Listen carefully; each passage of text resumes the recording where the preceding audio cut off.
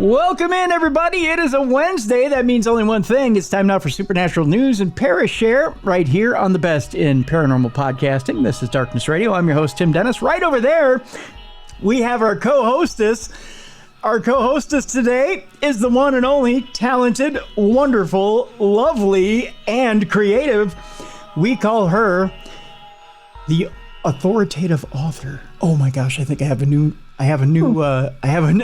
name for you, Jessica Freeburg. Jessica, would that work for you? Authoritative author. I like it. I would wear that on a t-shirt. I gotta have a better nickname for you than that.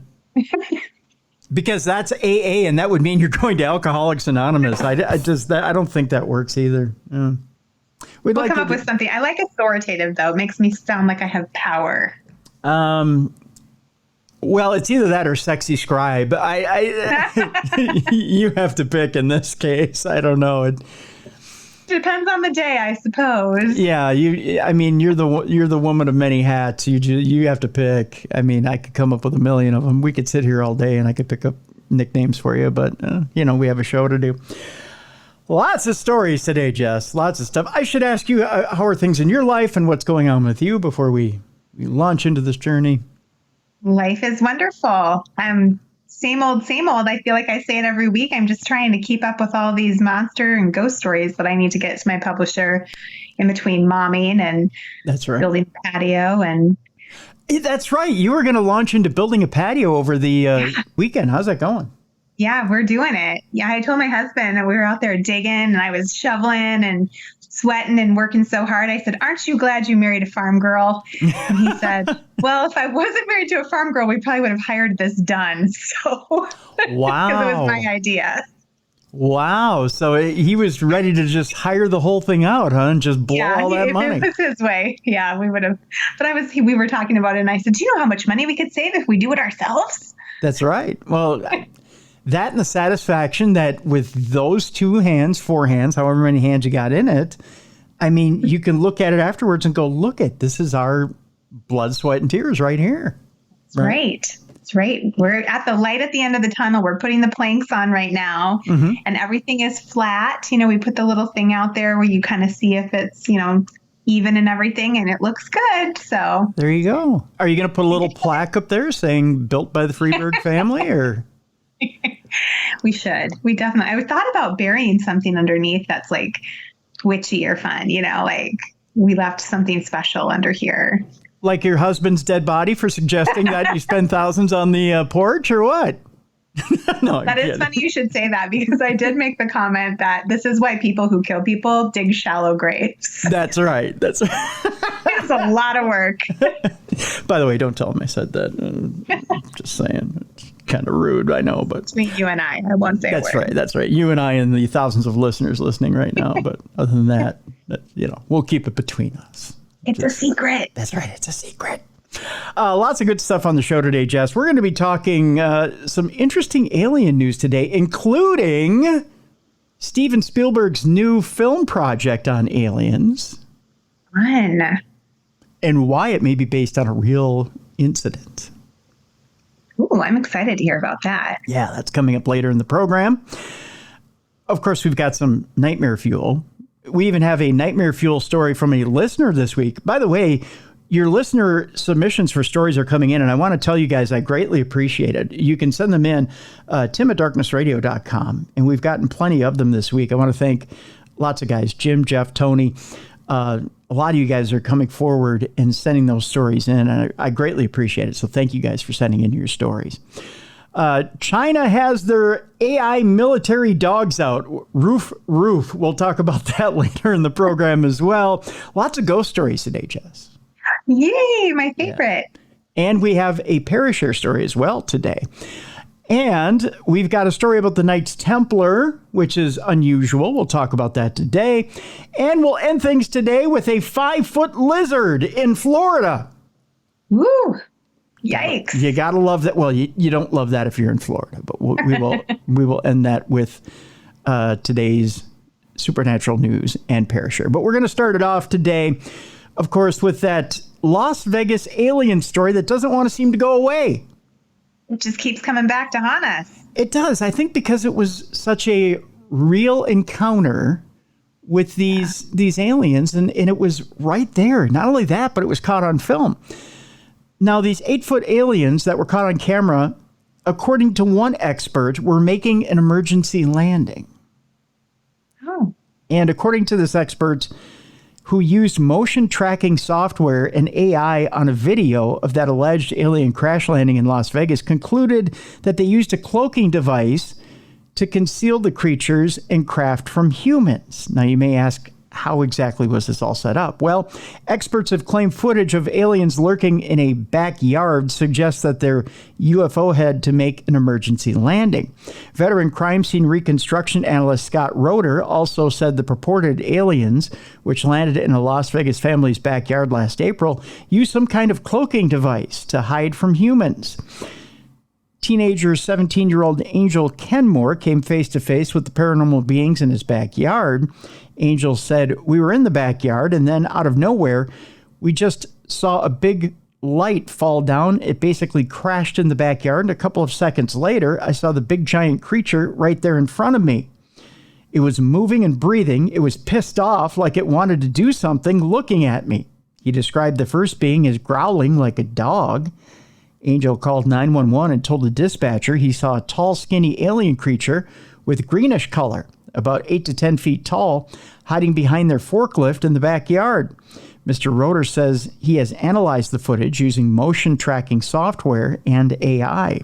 With Jim Quirk, a reporter who produces the Extraterrestrial Reality podcast, Mr. Roeder went through the same process he uses to prepare for trials to point out anomalies in a witness's video.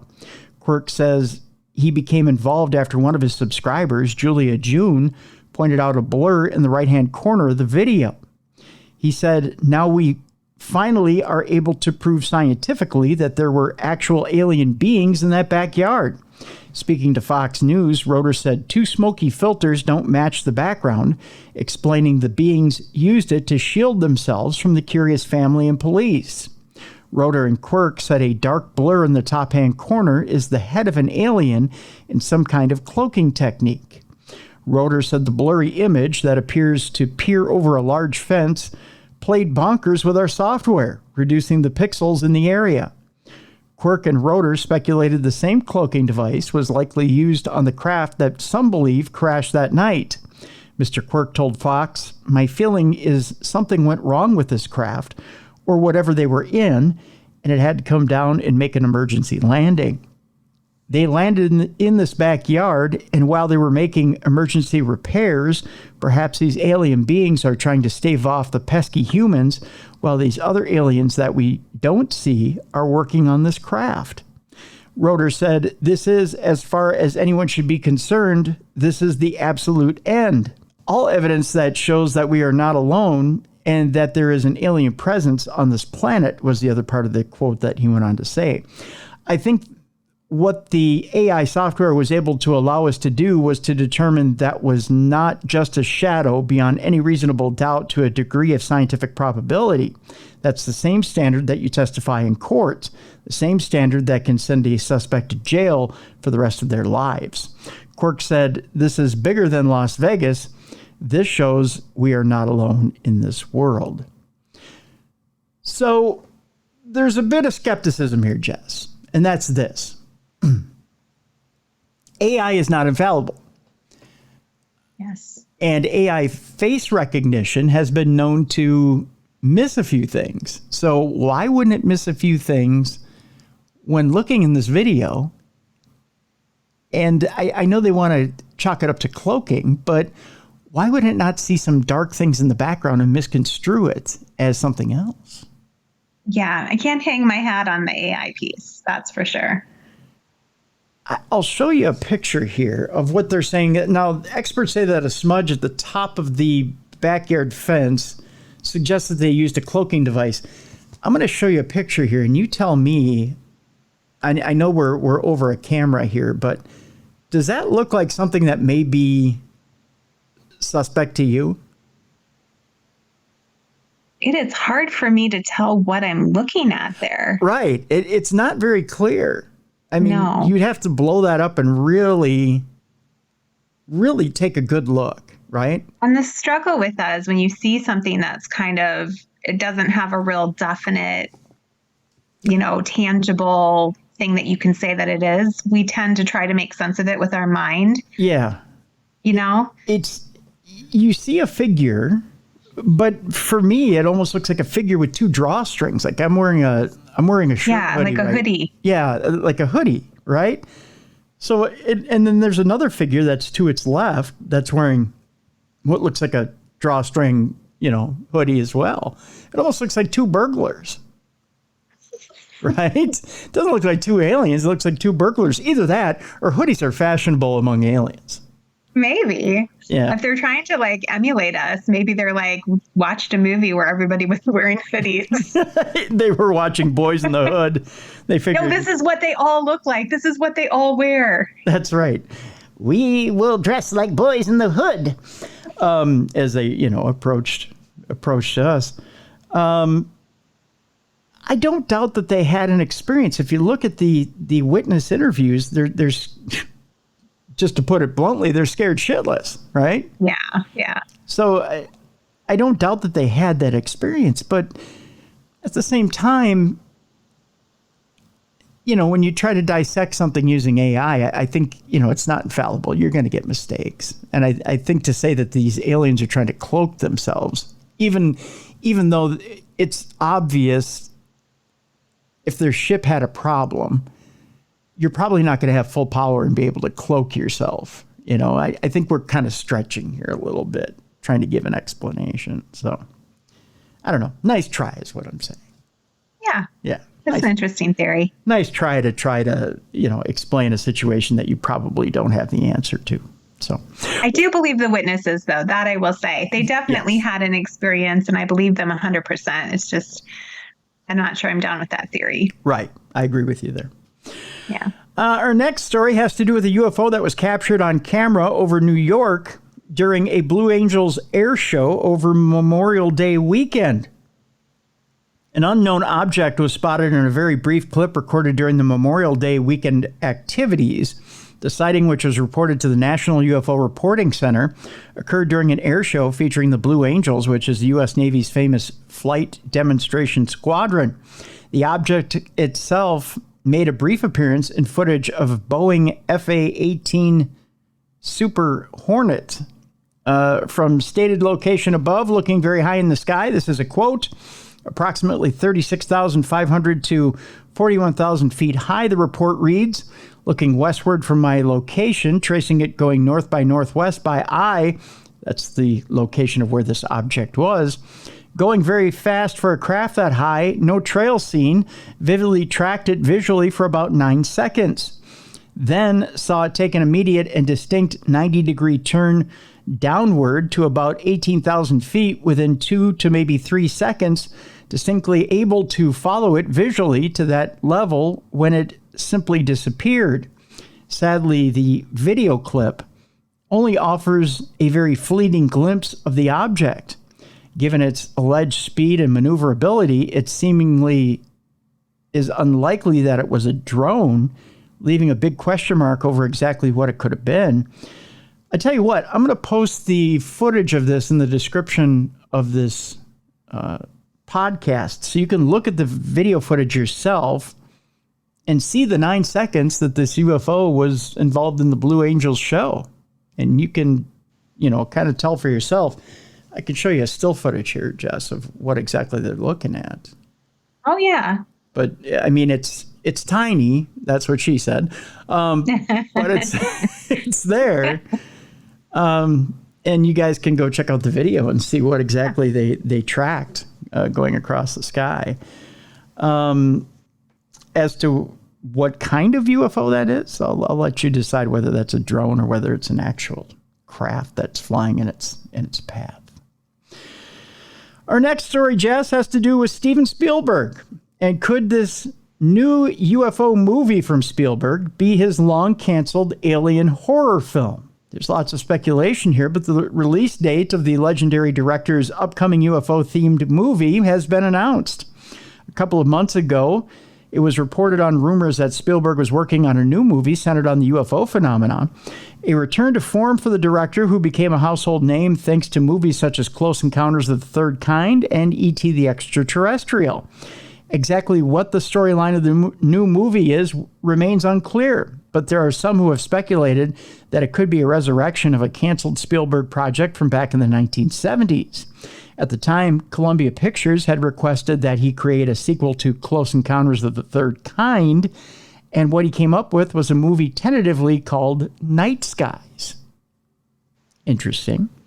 Yeah. This long-lost creation, which was to be a horror movie, had been inspired by the real-life Kelly Hopkinsville encounter, which saw a family from Kentucky reportedly terrorized by alien entities. The film's story centered on a group of alien scientists who would have attempted to communicate with various animals before turning hostile and eventually dissecting the hapless family's livestock. There was even plans to film the movie's opening sequence from one of the space shuttles. Interesting. So they were going to go up in a space shuttle and film the opening sequence. That would have been cool. Yeah. Spielberg would ultimately decide to cancel the film in 1981 so that he could work on E.T. the Extraterrestrial instead, which, by the way, became quite the hit, in case you didn't hear. So could the legendary director's new UFO movie be a resurrection of the Night Skies concept? Well, with the film releasing on May 15th, 2026, we won't have too long to find out. I can tell you this much. I do know a little bit about the project. Do you? I do. You have a little tea to spill? Maybe a tiny. I can't spill too much. I do have a friend who has worked directly on it. Ooh, that's very cool. Mm-hmm. And I can tell you this much. There is a dose of reality in it. Yeah. Well, this is a teaser. Yeah. That's all I can say. There's a dose of reality in it. So just buckle up, kids. It's going to be a good movie. They always are, aren't they? Yeah. Yeah. I think people will be impressed. So we'll put it that way. So, yeah, the one thing that Steven Spielberg always is impressive with is just when you think he gets to the edge of fantasy with things, he always brings himself back down to reality and pulls from a real source in order to ground himself and get original ideas. So we'll just say that he's grounding himself. I'm so intrigued. I can't wait for this. Yeah. So I think you guys will be impressed. Our next story has to do with an area known as Area 52. Now, I know you guys have heard of Area 51, but have you heard of the area known as Area 52? Is that a bar? No. You've been there. No, I wish it was. If it was, I think some veterans wouldn't be sick.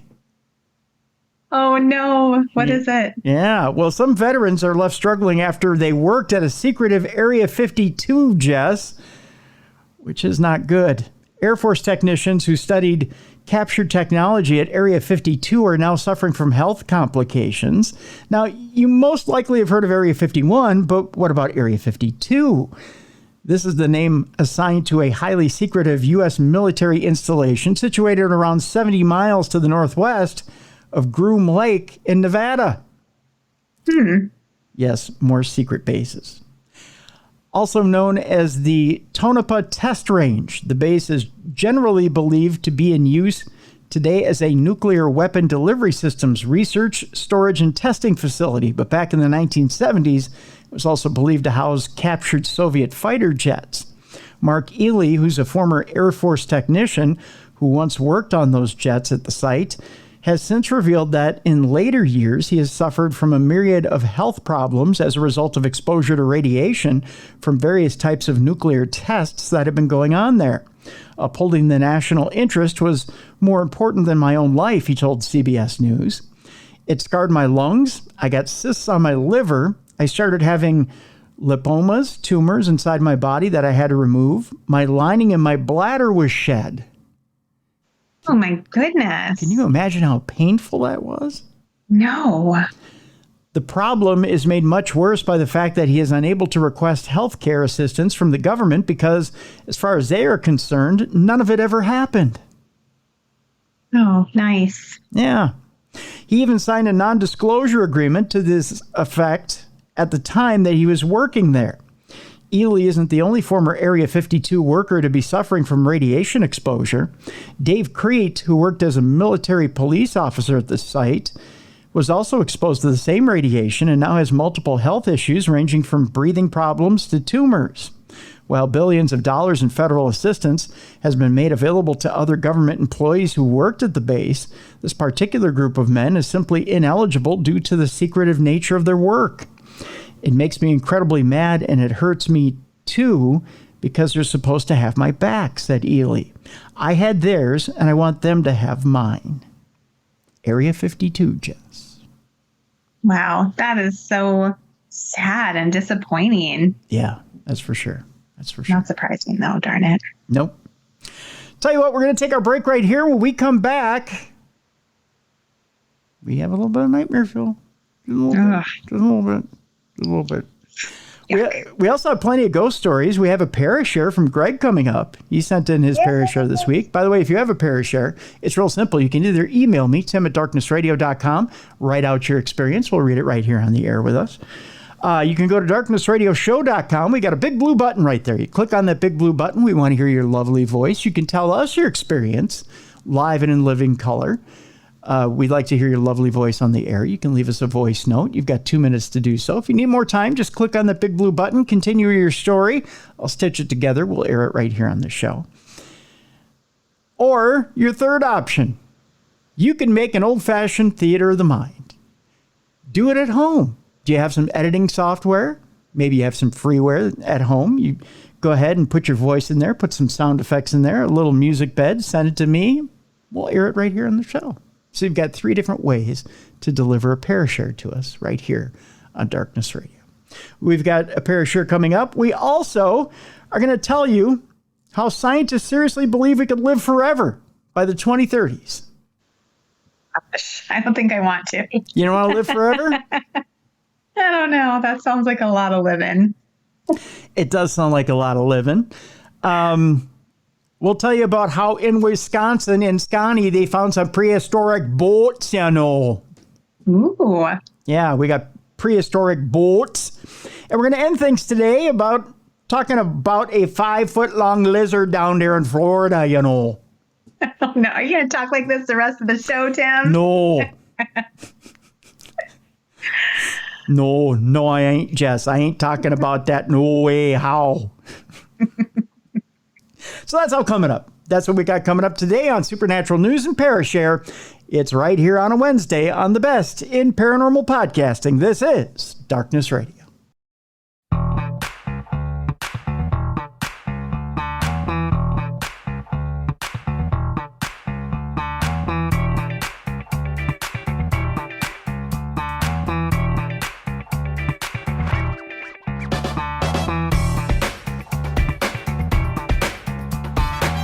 Welcome back to the best in paranormal programming. This is Darkness Radio. I'm your host, Tim Dennis. Right over there is Jessica Freeburg.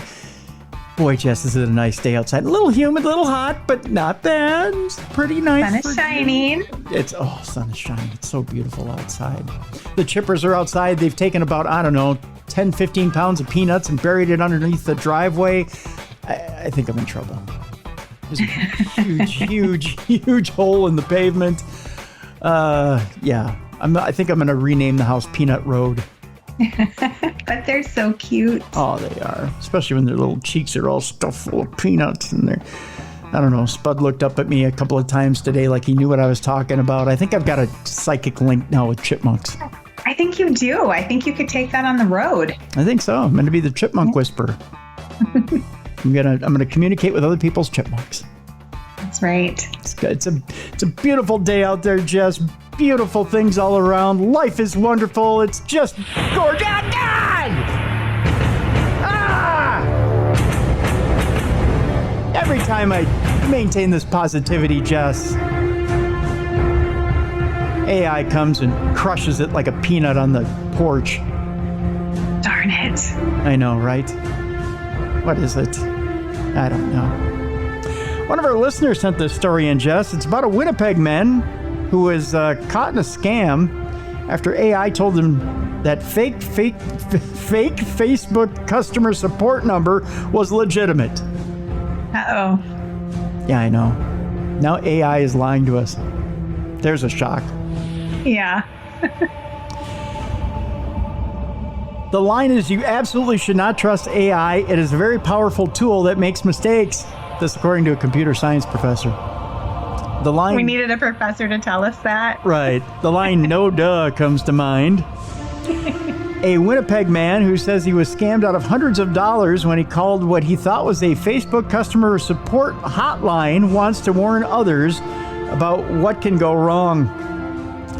I just felt like I needed to say more because other people are going to fall for this. It was such a good scam. Dave Gaudreau told CBC. Gaudreau says the scammer he called was able to access his Facebook account. Oh, no. Oh, good Lord. What he didn't know at the time was that there was no phone number for Facebook customer support. Okay, I could have told him this. Yeah. You just go into settings, look for how to contact Facebook, and there is no number there. It's all emails. Just a laughing face, like, haha, good luck. Jesus. The problem started after Gaudreau, who is a former Manitoba NDP member of the legislature. There's your first problem. It was a politician looking for this. Politicians don't know anything. Got a new cell phone in April, second problem, and needed to transfer his apps, including Facebook, to his new phone. He should have just took it into the phone store and had them do it. Yeah, right? That would have been better. Yeah. But when he hit a problem moving his Facebook account over to his new phone, his wife did an online search. Another new problem. Two people putting their heads together and getting nothing. And found what appeared to be a phone number for Facebook customer support. So she trusted it. Oh, no. Yeah. Before phoning the number, Gaudreau did a search in Facebook Messenger to find out whether it was legitimate. The answer he got in Messenger from the Meta AI artificial intelligence search tool was that the phone number he found, I'll give you the phone number, but keep in mind it's fake. Don't dial the phone number, folks. Okay? Don't call it.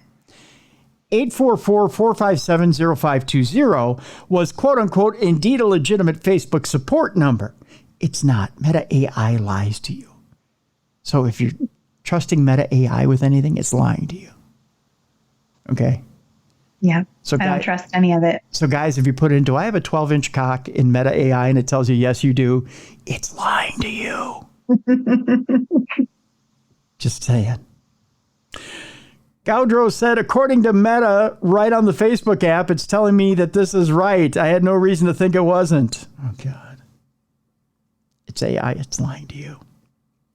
When Gaudreau phoned the number, he was asked for his Facebook username, the email address linked to his account, and his phone number, which he gave to the woman on the other end of the line. She then opened his Facebook account. That's when the call took a turn, said Gaudreau. She was trying to tell me that we were being hacked, that our IP address was hacked, and that they were watching every keystroke, he recalled. Oh, gosh. Oh, dear God. The woman said she would clear the hackers out, but he had to give her access to his phone through an app she had him download. Oh, no. When do you not know this is a scammer? Oh, my heart breaks for this guy. But during the phone call, he says someone also accessed his PayPal account and used it to buy a $500 Apple gift card on a monthly renewal. Oh, darn it. Gosh. Oh, jeez. Fish hook. The person on the call also tried to buy Bitcoin, Gaudreau said, but thankfully his bank refused that attempted purchase.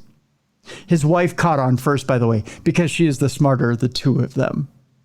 Although she is the one who ended up, finding the number and wanting him to call.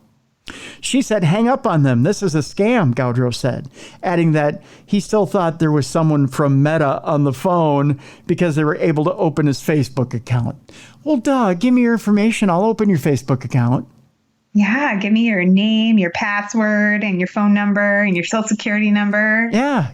Give Jess your account information. She'll open your stuff. Can help you with everything. Give a 10-year-old your stuff. They'll open your stuff. Come on.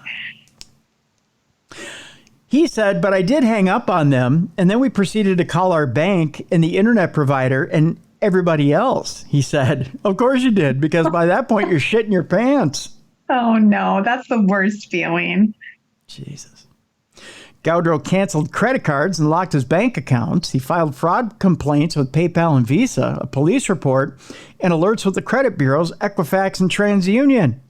He also filed a complaint with the Canadian Anti-Fraud Center, who probably had a laugh, and they laughed and laughed and laughed.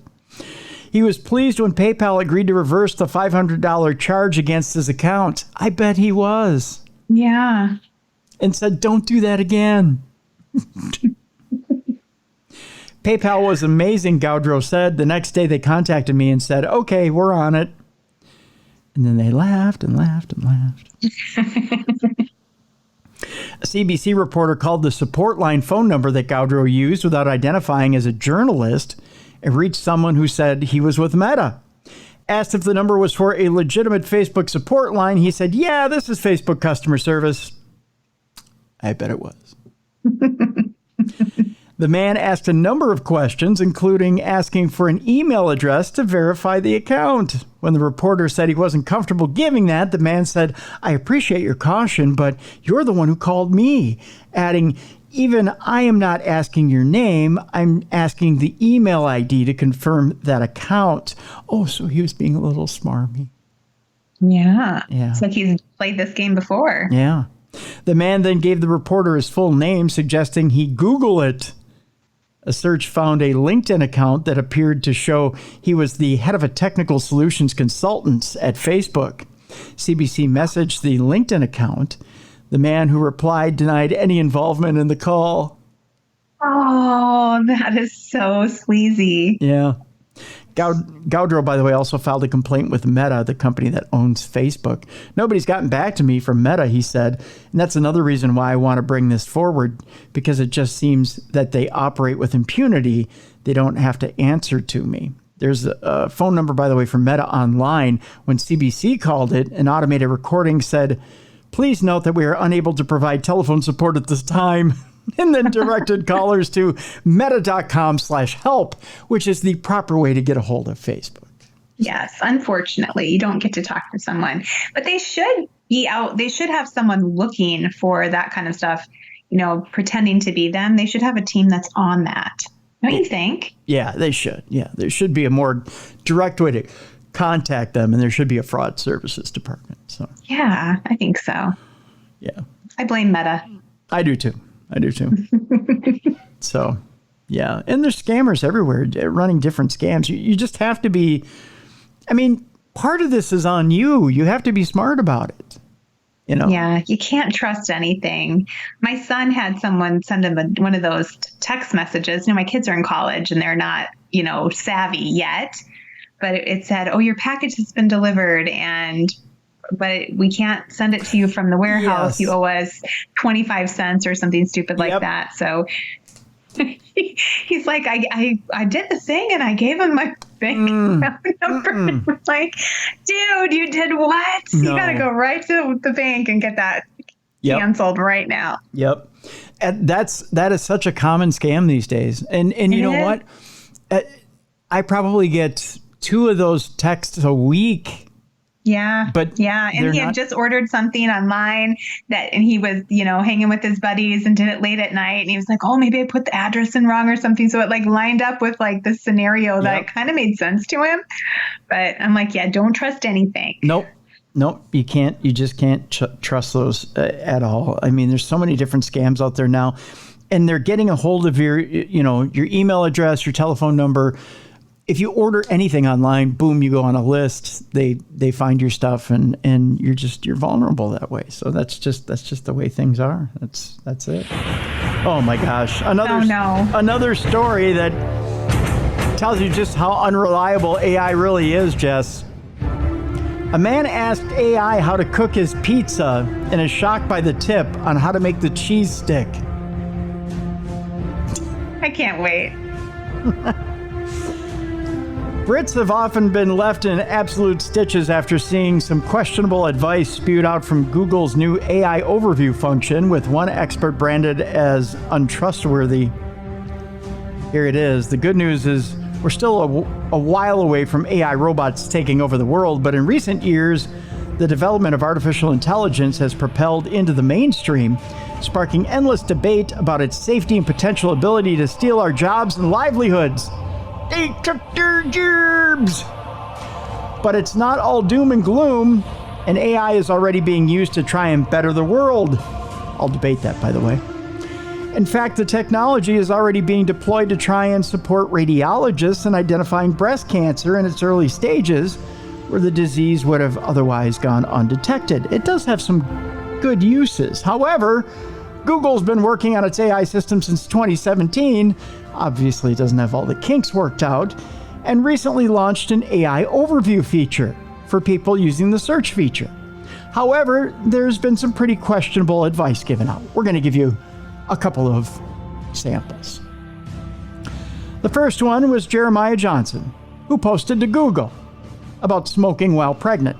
That's all he put in the search bar. Okay. Smoking while pregnant.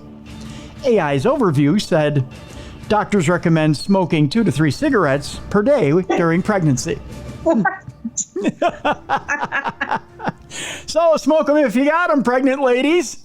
It's good for the fetus. No! Yeah, that's what AI overview says. So go ahead, light them up.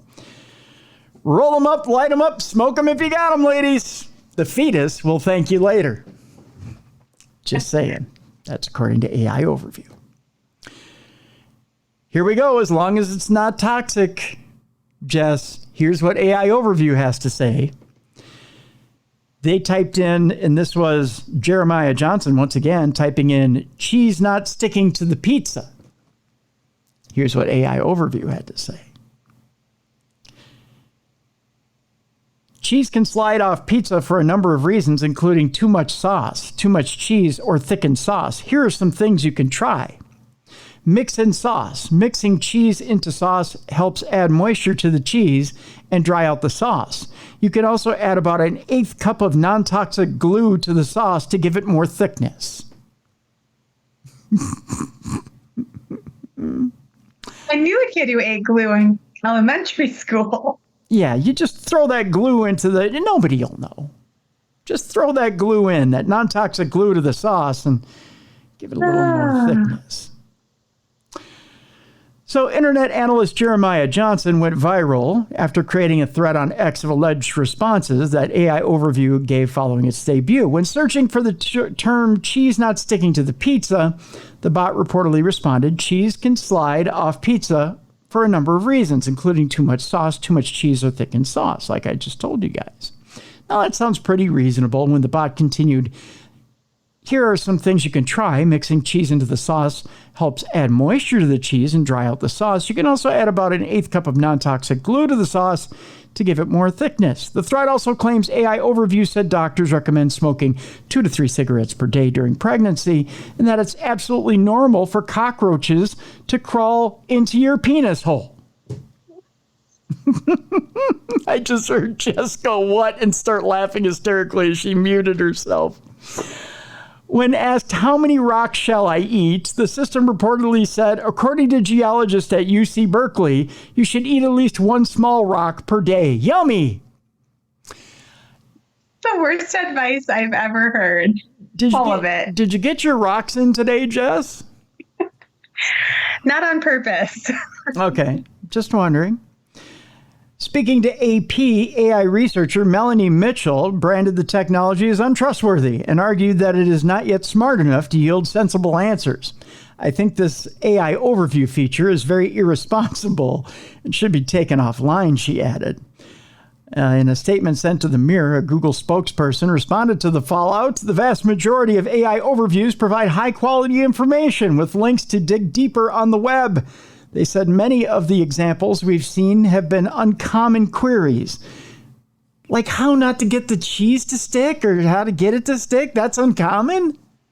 It's not uncommon, and I cannot stop laughing about the cockroach. The cockroach in your penis hole. I know one thing. I'm putting tape over it nightly. Or a little glue. You can just pack a little glue in there. I'm putting my pizza sauce over my dick hole. That's what I'm doing. I'm killing two birds with one stone. I'm going to sauce up my dick every night so I don't get cockroaches. This is so messed up. So Google went on to say, we're taking swift action where appropriate under our content policies and using these examples to develop broader improvements to our systems, some of which already have started to roll out. We're also contacting Chef Boyardee to see if they've got any of that special cockroach dick tomato sauce ready. So we're hoping that'll roll out too in the fall. Oh, that was a good story. Yeah. So there's that. Finally, we have to thank our listeners for another nightmare. China's military has shown off their rifle-toting robot dogs this week. Oh, that's terrifying. Yeah. Here, Rover. Here, boy. Come on out and shoot this guy. Just saying. It looks like something out of the dystopian show Black Mirror, but it's just the latest adaptation of robotics for the modern battlefield. During recent military drills with Cambodia, China's military showed off a robot dog with an automatic rifle mounted on its back, essentially turning man's best electronic friend into a killing machine. And why not? You can't pet it, but you can get shot by it. That's a great idea. Yeah, why not? It can serve as a new member in our urban combat operations, replacing our human members to conduct reconnaissance and identify the enemy and strike the target, a soldier identified as Chen Wai in a video from state broadcaster CCTV. The 2-minute video made by the China-Cambodia Golden Dragon 2024 exercise also shows the robot dog walking, hopping, lying down, and moving backwards under the control of a remote operator. In one drill, the rifle-firing robot leads an infantry unit into a simulated building. The latter part of the video also shows an automatic rifle mounted under a 6-rotor aerial drone, illustrating what the video says is China's variety of intelligent unmanned equipment. Military use of robot dogs and, of course, small aerial drones is nothing new. A CCTV video from last year also highlighted China's rifle-armed electronic canines in a joint exercise involving the Chinese, Cambodian, Lao, Malaysian, Thai, and Vietnamese militaries held in China last November. In 2020, the U.S. Air Force demonstrated how it used robotic dogs as one link in its Advanced Battle Management System, or ABAMS, which used artificial intelligence and rapid data analytics to detect and counter threats to U.S. military assets. And since the Russian invasion of Ukraine in 2020, drones may become commonplace on the battlefield, on the land, sea, and air, with cheap, remotely controlled vehicles able to knock out sophisticated military machines like tanks and even warships. The lethal abilities of drones seen on the Ukraine battlefields has shown them to be great equalizers, enabling military forces with small defense budgets to compete with substantially better armed and funded enemies. China is one of the world's leading drone exporters, but last year its Commerce Ministry placed export controls on drone technologies, citing its need to safeguard national security and interests. Nevertheless, the robotic dogs seem to be getting plenty of publicity with the People's Liberation Army. And the dogs have been popping up on China's heavily regulated social media for at least a year. According to the state-run Global Times, the presence of the robotic dogs at exercises with foreign militaries indicates an advanced stage of development. Usually, a new equipment will not be brought into a joint exercise with another country, so the robot dogs must have reached a certain level of technical maturity, Global Times quoted an unnamed expert as saying. That is absolutely frightening, Jess. I don't like it. Just to give you a look at what this thing looks like, imagine that thing running at you in battle. No, that's like a nightmare. Isn't it?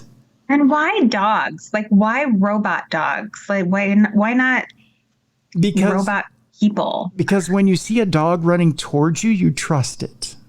I guess. That's what the brain thinks. When you see a puppy running towards you, what do you think? You want to get down on all fours and you want to greet it. Yeah, I don't trust that thing though. It looks like some kind of a metal spider. Right, it does, doesn't it? I mean, initially it has the four legs of a dog, and initially you think, oh, it's a donkey, and you want to greet it, but then it comes at you with a turret on top of it and it shoots you, which is absolute nightmare fuel. It really is. Frightening, folks. Frightening what we do to each other. That's all I gotta say. Ugh. Absolutely scary. Well, you know what? I think it's time for us to do a Parashare story. Should we switch gears? Yay! I love Parashare. Let's switch gears a little bit. Again, if you have a Parashare story for us, one of three ways. You can either email it to us, tim@darknessradio.com. You can go to darknessradioshow.com. You can click on that blue button, and you can send your voice note to us. You've got 2 minutes to do so. If you need more time, just click on that blue button again and send us another 2 minutes. I'll stitch them together. I'll air your lovely voice here on Darkness Radio. Or create your own theater of the mind. If you've got your own voice editing system at home, if you've got your own microphone and everything, your own computer, you put it together yourself, put your voice and different sound effects and music together, make your own theater of the mind, send it in, and we will air it here on the show. This message from Greg. He said, my Parashare story is this. In high school, I was a bit of a nerd. Oh, come on. Don't be so hard on yourself, Greg. I was on the varsity chess team. Okay, you're a nerd. Just saying. And the nerd shall inherit the earth. That's right. The nerd shall inherit the earth. You heard Jess. Also, I was on the physics team. Oh, dear God. Jess. Help this man. I like nerds. They're my favorite. Let's go back in time and get them laid, shall we? Who said he wasn't getting laid? Some girls like nerds. He was also in the animation club. Now that's cool. Okay. He was in the archaeology club. I love archaeology. I could hang out with this guy. He was in the model train club. Okay, I'm not into model trains, but archaeology. Do you think there's a woman knocking the trains aside, getting up on the train tracks naked and saying, "Take me"? Maybe that's why he's in the club. I don't think so. All right, he was a bit of a nerd, but Greg says, outside of these things, I kept to myself and didn't say much to anybody. Hmm.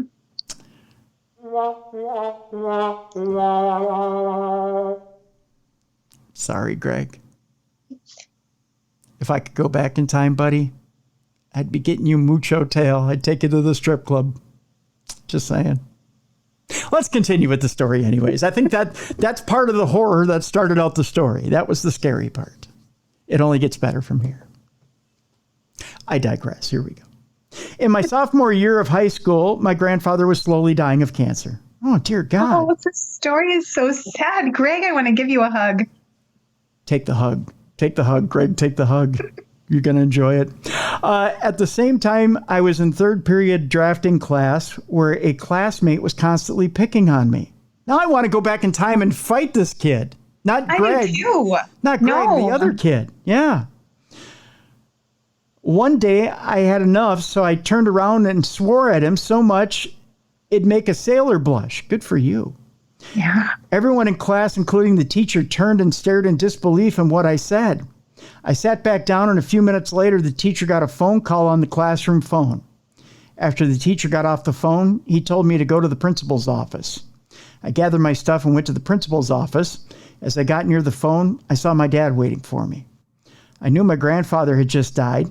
I feel that almost 36 years, I think he meant later, it was my grandfather's spirit giving me courage to stand up for myself as his spirit went to heaven.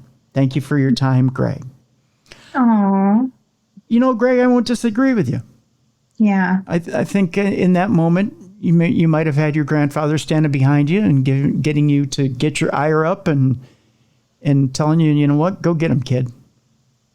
I believe that. Absolutely. I do too. Yeah. Yeah.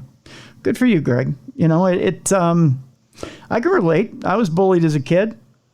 In fact, I might have told the story one other time on this show.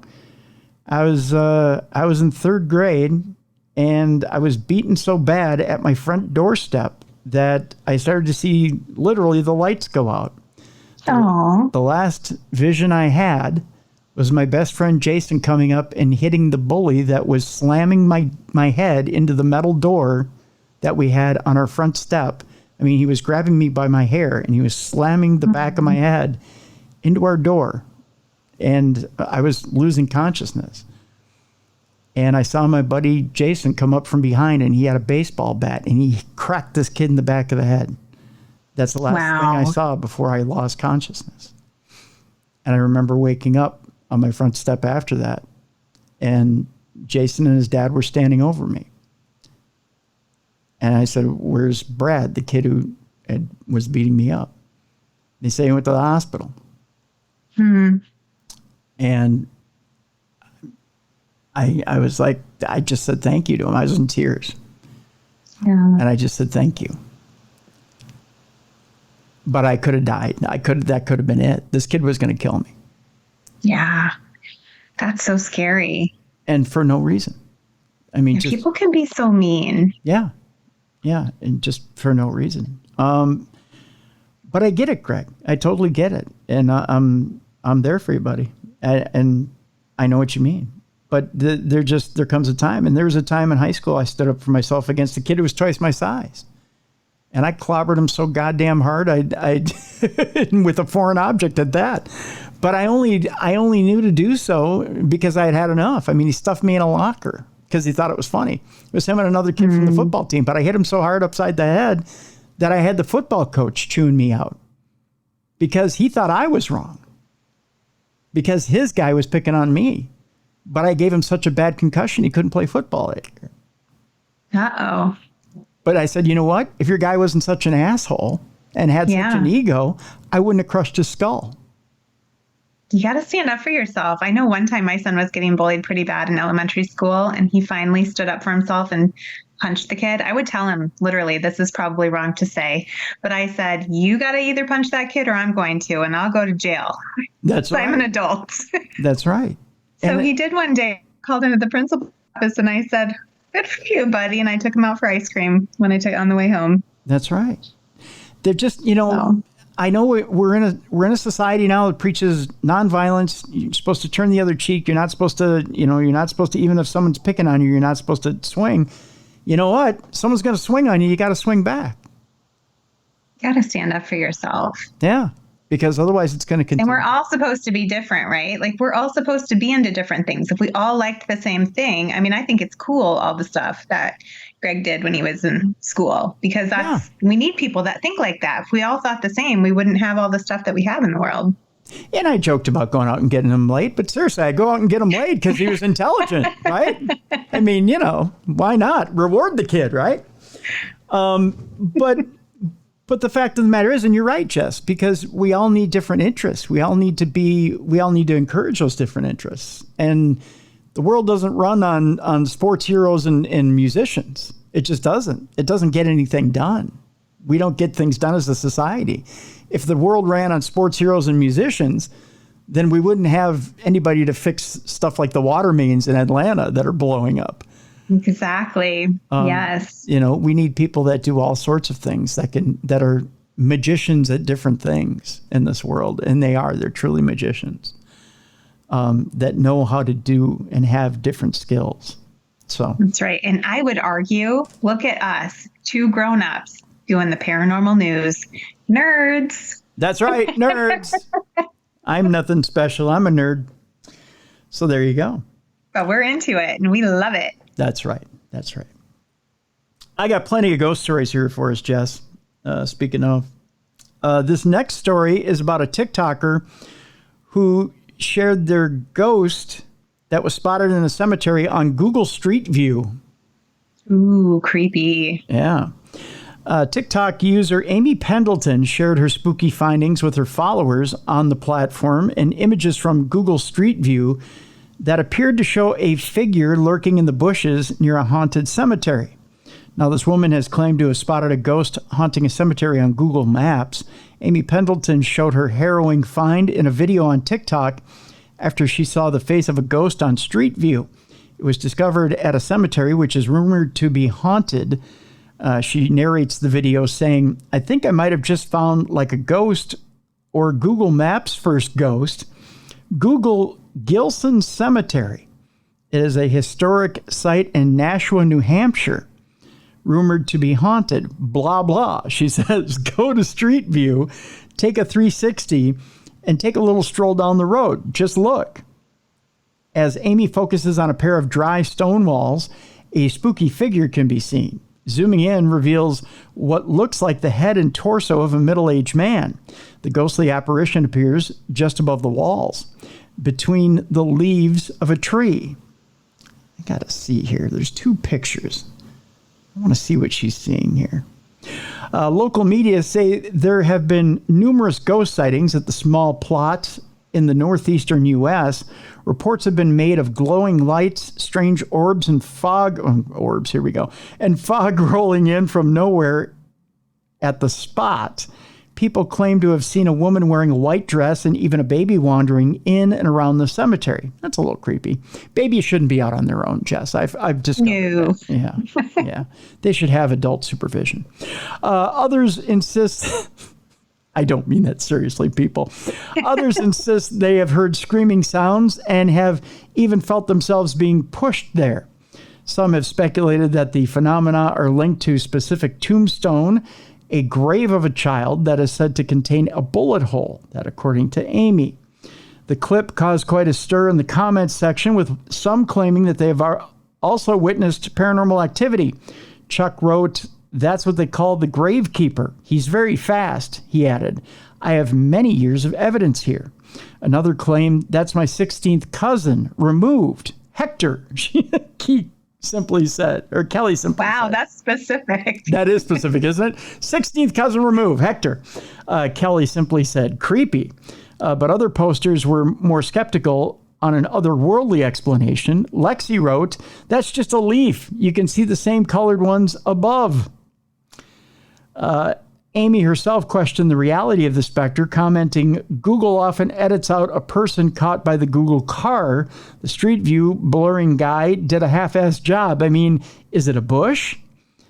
I'll show you the picture here in a moment, Jess, because, again, I have questions about it. The Mirror reported an earlier sighting in Texas, which was spotted on Google Maps, a video made from a clip of Google Maps Street View of the leafy Martha Chapel Cemetery in Texas. Two ghostly figures appear, that's in quotes. What looks like a creepy little girl can be seen peering from behind a tree, and a mysterious cloaked person could be seen lurking in the distance among gravestones.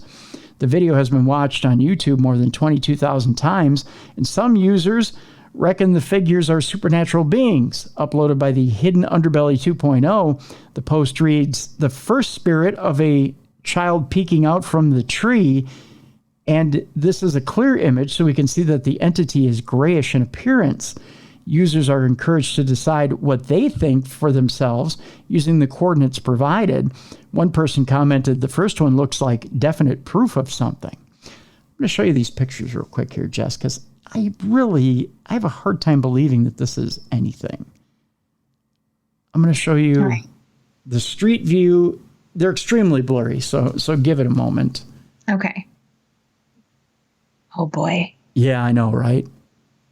That's, again, like I said earlier, our brains try to make sense of things that we see. Right. That resemble something. Like, we just have to... Pareidolia. Yeah, that's the word I was looking for. I was actually trying to Google it. I'm like, what is that word? So Gilson is spelled Gilson. Mm-hmm. If you're trying to look at it on Google Street Maps. And sorry, my hand is shaking a little bit here, so it may be.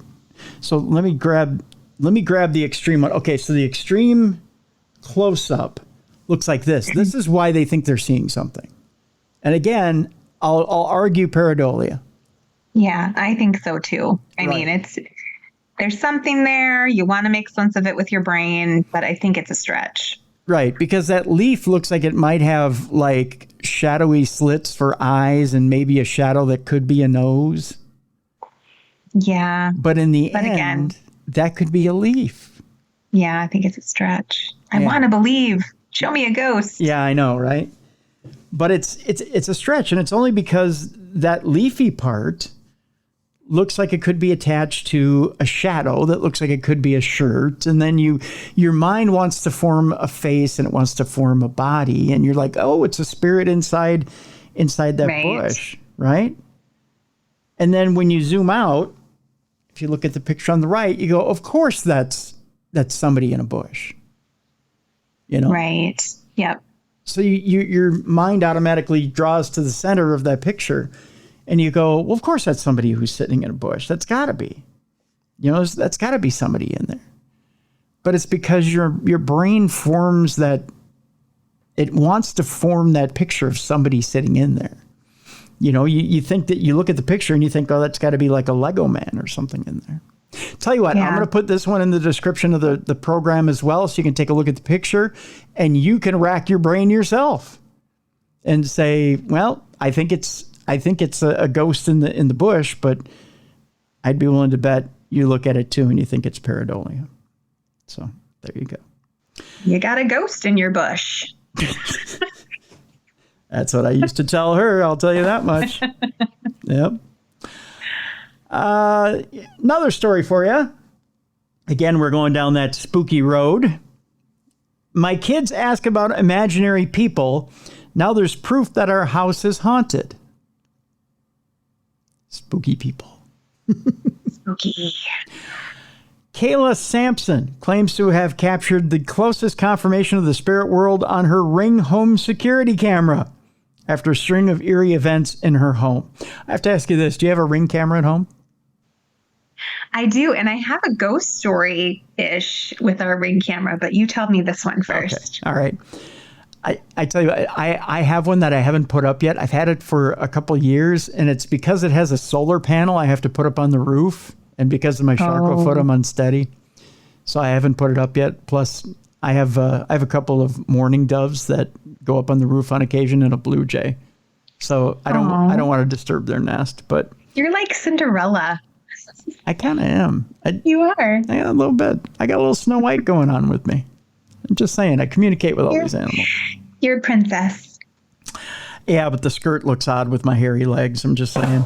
Anyways, a woman has left social media divided after she claimed to have video evidence that her house is haunted when her kids started asking about people in their rooms. Kayla Sampson recently went viral after she shared a clip of a fingerprint-activated door seeming to open on its own. The mom captured the incident on Ring home security camera after a string of bizarre incidents around her home. She claimed it was the closest confirmation I have of the spirit world. However, not everyone is convinced, as some viewers believe there is a more plausible explanation. In the caption of the clip, which gained more than 400 likes, she added, "This is my daughter's bedroom door. At the time of the video, my brother was visiting from overseas.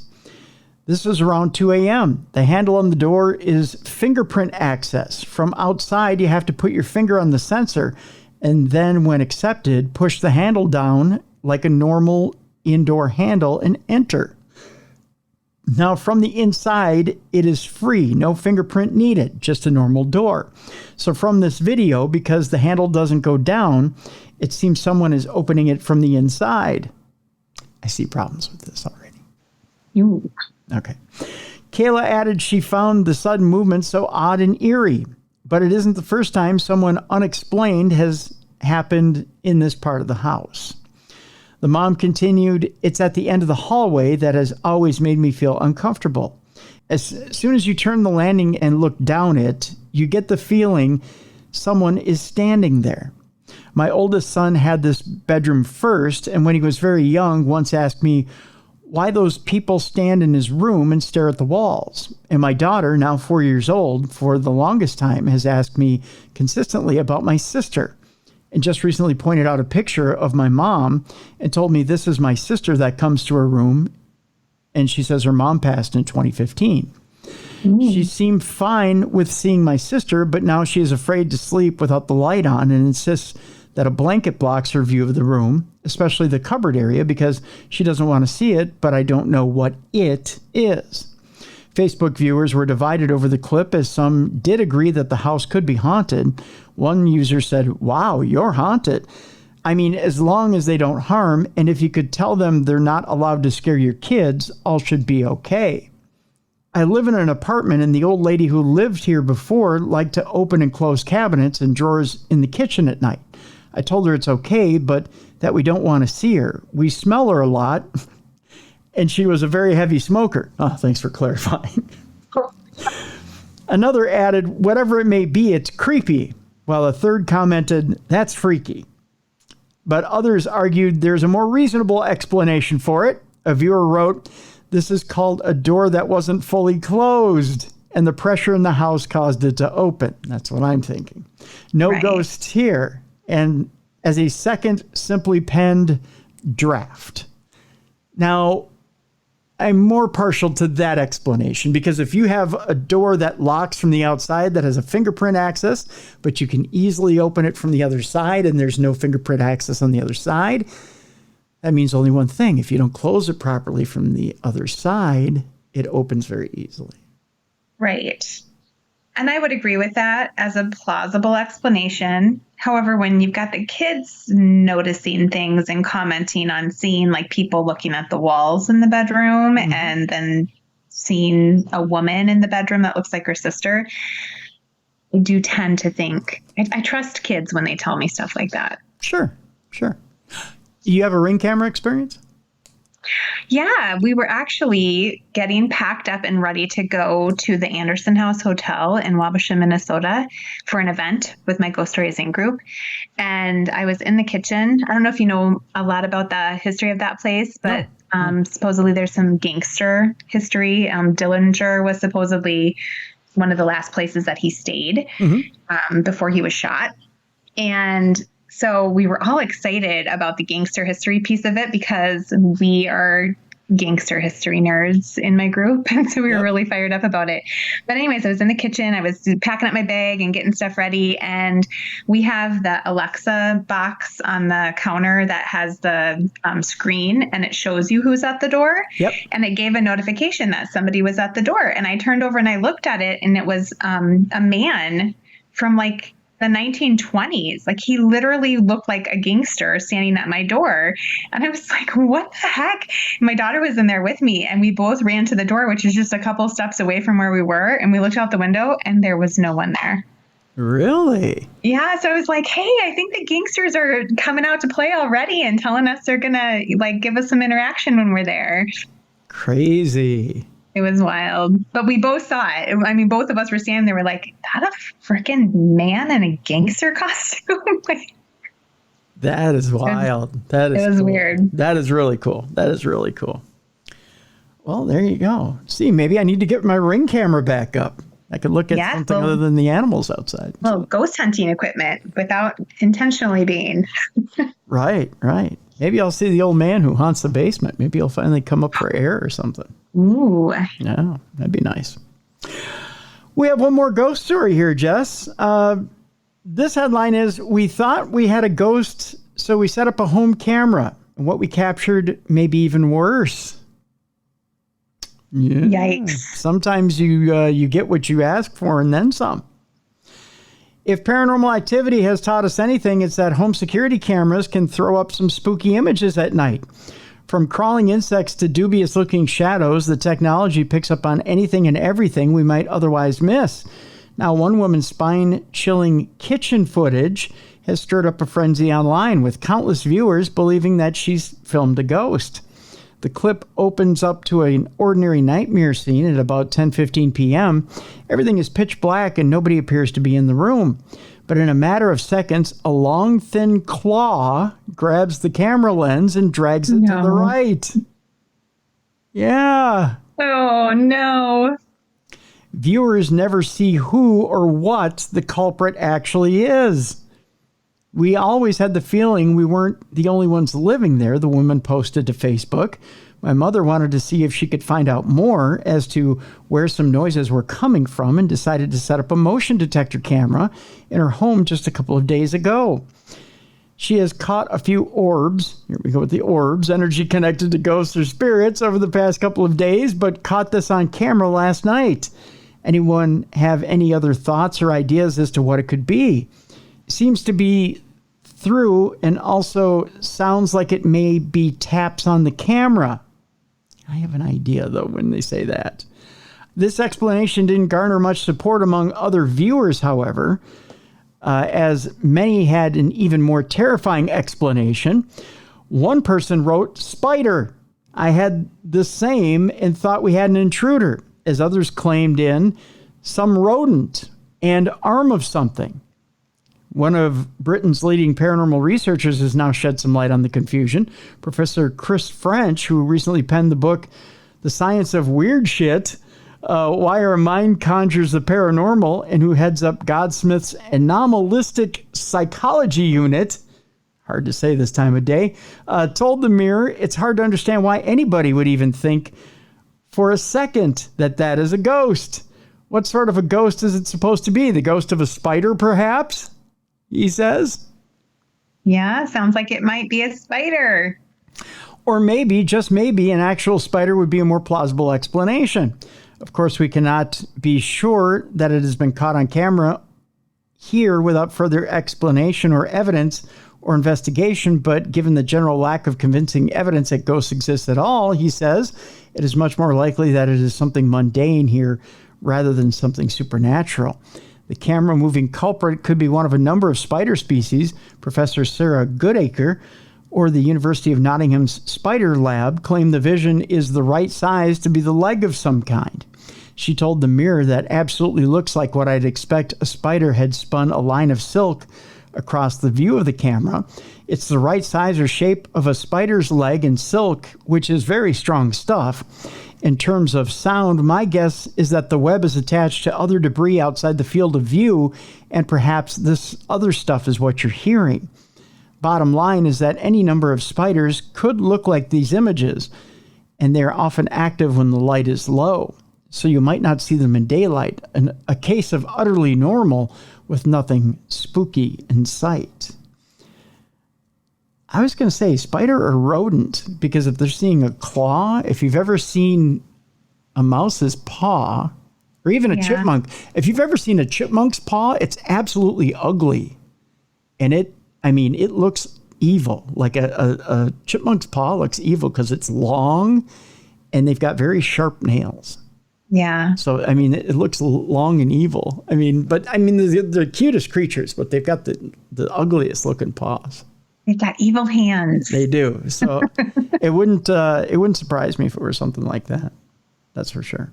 We're going to switch gears a little bit here, Jess. There's been a new legendary Knights Templar symbol that's puzzled and fascinated people since the Middle Ages. And now there's a new article out there that thinks they might have figured out slightly what this symbol is all about. Now, what is this symbol? Well, it's simply two Knights Templar riding together on a horse.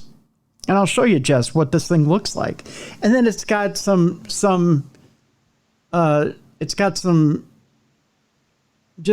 lettering around it, and it's a wax symbol. Okay. Well, they look like they're enjoying themselves. That's not the way you should put that, Jess.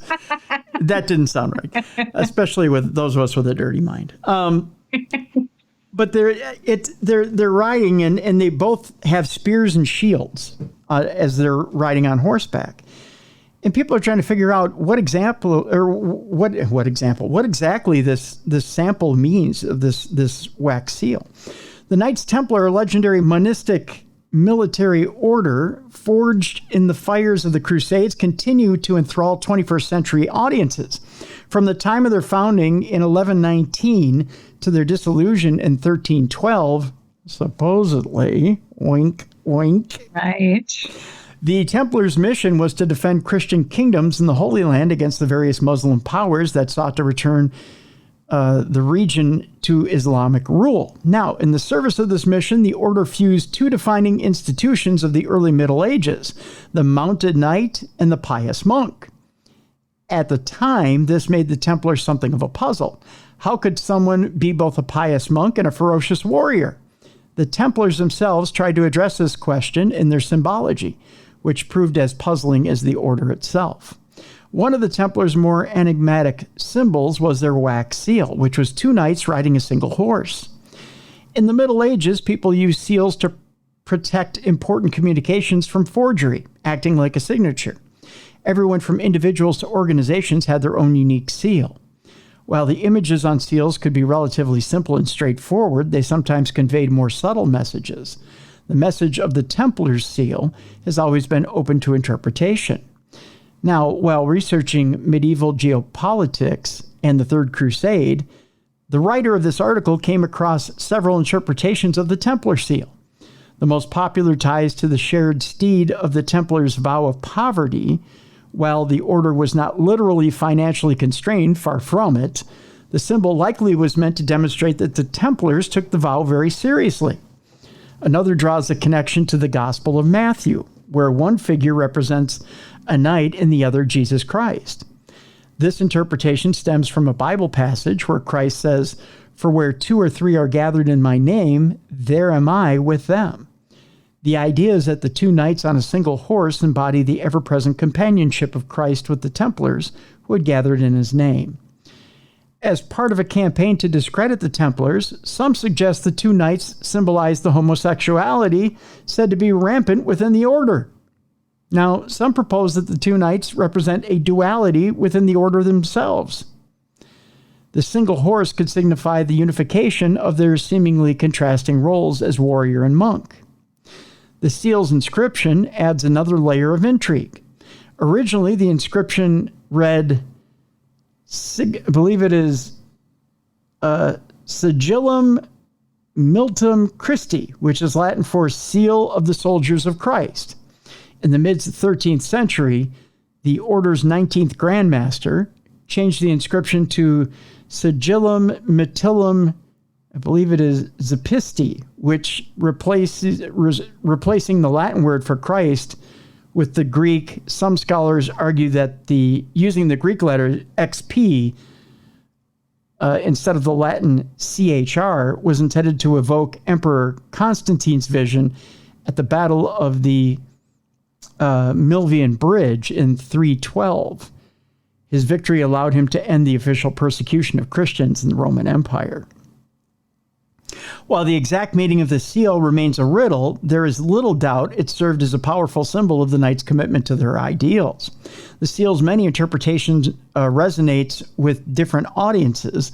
For some, it represents Christian soldiery and unwavering brotherhood. For others, it evokes the enigmatic nature of the Templars.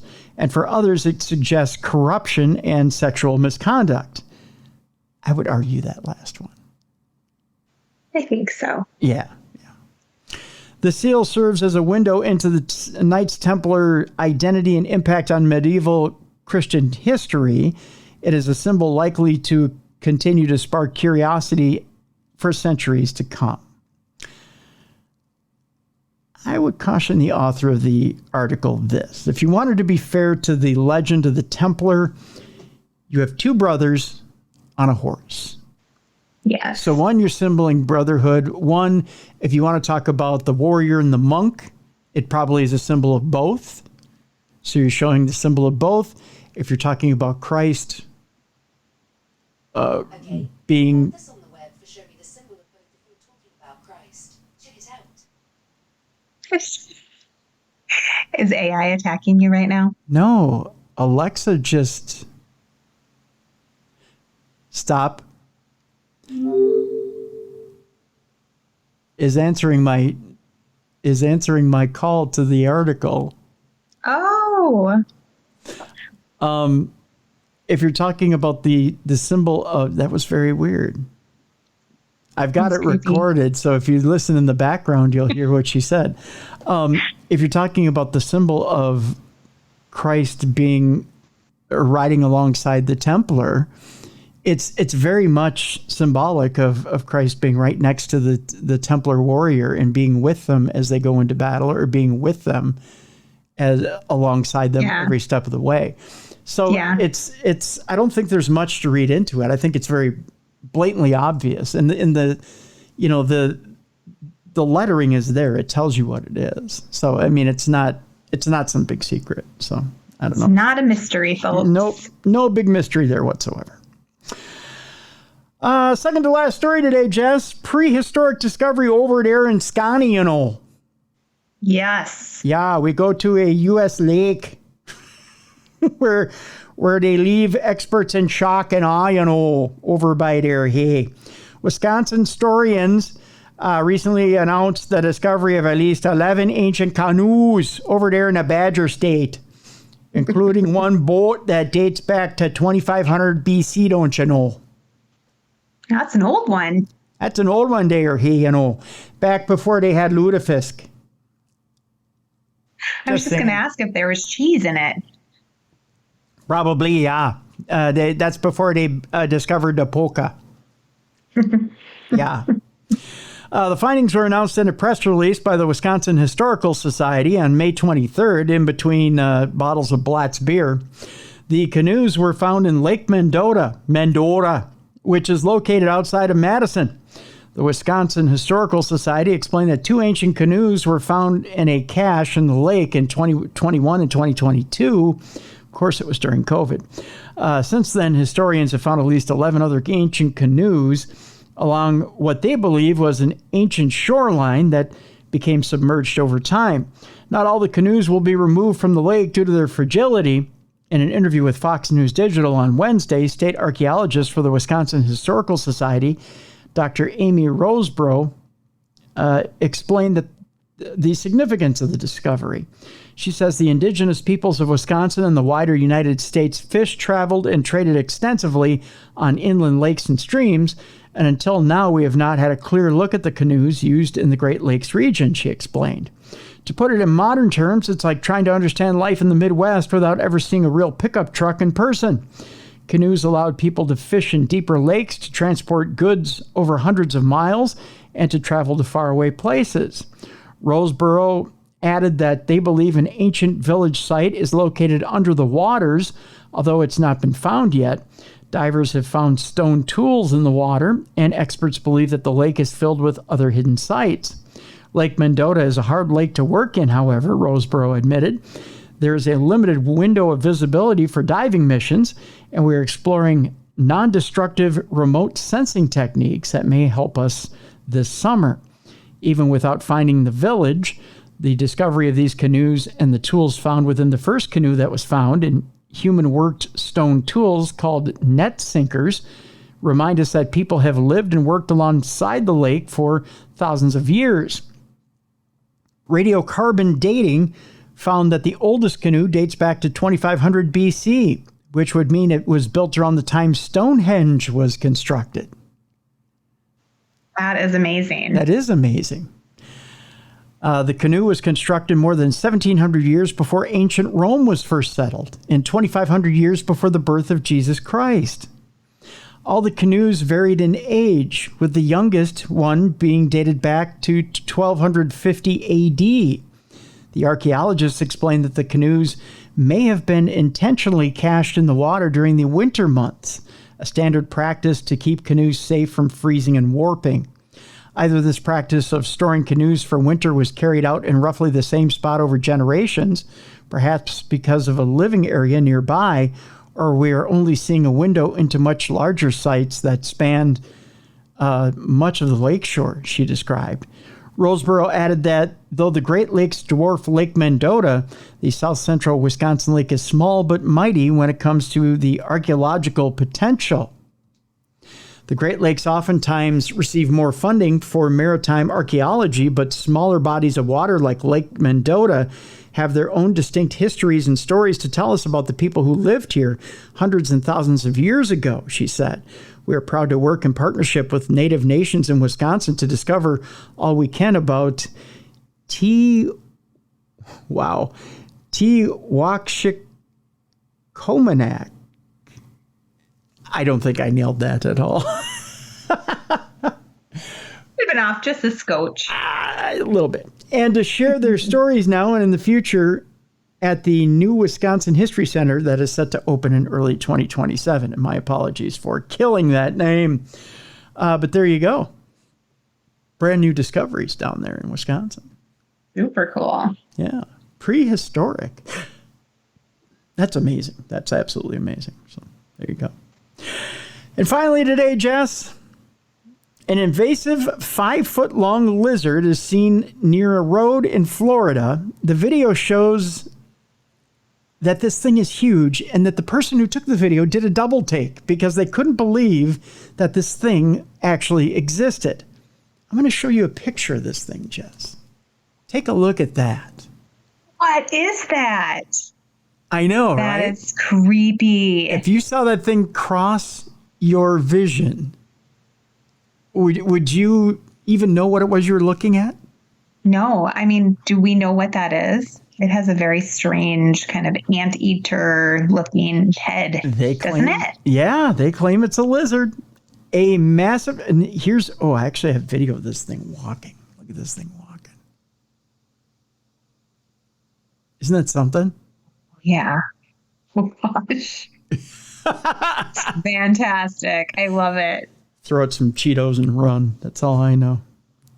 It looks like a gator almost. A massive 5-foot-long lizard presumed to be an Asian water monitor.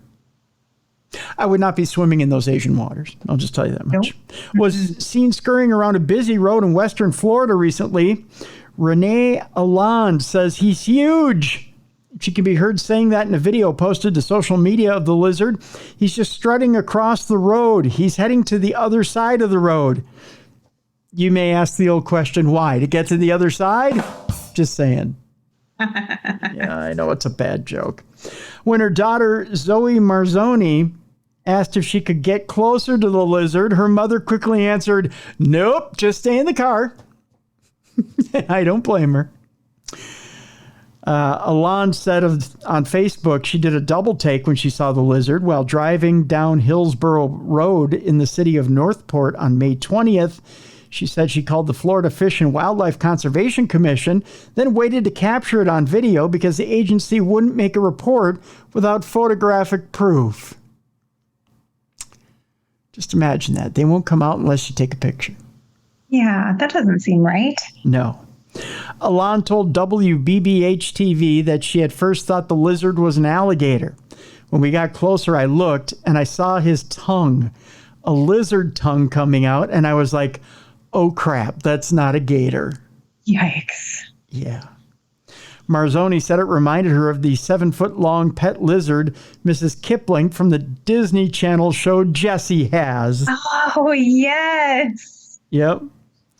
It was like this big lizard, and I've seen something like it before. Have you heard of the show Jessie from Disney Channel? It was like that big lizard from Jessie, Marzoni said. It was just strolling. It was huge. It was like at least 4 or 5 feet. It was pretty crazy. I wanted to get out and get closer. I was like, what is that? I wanted to see it, but she said, no, stay in the car. Alon added, it was really cool. I've never seen anything like that before, but the concern is, what is it doing to our native wildlife? Obviously, they're pretty voracious eaters, so I can't imagine they're good for our ecosystem. The Asian water monitor is native to southern and Southeast Asia, but not the U.S. It is common as a pet and not illegal to own, according to the U.S. Fish and Wildlife Service. The lizards typically grow to 4 to 6 feet and eat anything from snakes and insects to birds, frogs, rodents, and small birds, that according to the Reptarium. It is considered one of the largest lizards in the world. Here's another picture, Jess. Take a look at that bad boy. Oh, wow. He's pretty amazing. That's a big, big boy right there. I do not want my chipmunks to get anywhere near that thing. A week earlier, another invasive species was spotted moving up the coast of the Sunshine State.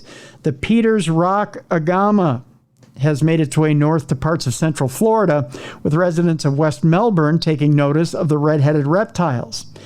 Ken Gioli, a natural resources extension agent with the University of Florida, told Fox 35 that he refers to the lizards moving up the coast as the invasion front.